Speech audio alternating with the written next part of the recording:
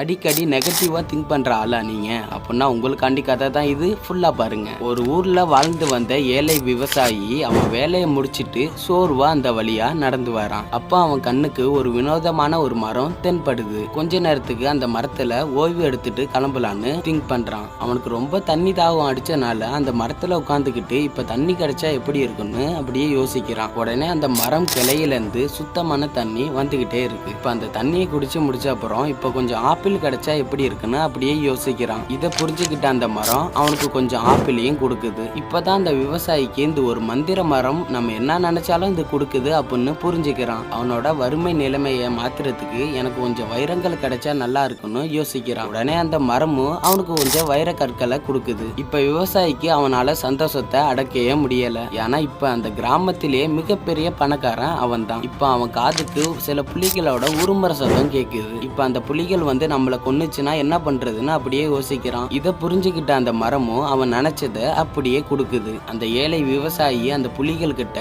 கடி வாங்கியே இறந்து போறான். இந்த கதையில வந்த மாதிரி தாங்க நம்ம லைஃப்ல நல்லதே நினைச்சா நல்லதே நடக்கும், கெட்டதை நினைச்சா கெட்டதை தான் கொடுக்கும். தேவையில்லாம நீங்க நெகட்டிவா திங்க் பண்ணி உங்க லைஃபை நீங்களே கெடுத்துக்காதீங்க. இந்த வீடியோ உங்களுக்கு ரொம்ப பிடிச்சிருக்குன்னு நம்புறேன். பிடிச்சிருந்தா மறக்காம நம்ம சேனலை சப்ஸ்கிரைப் பண்ணி பெல் ஐக்கான ஆல்ல போட்டு வச்சுக்கோங்க.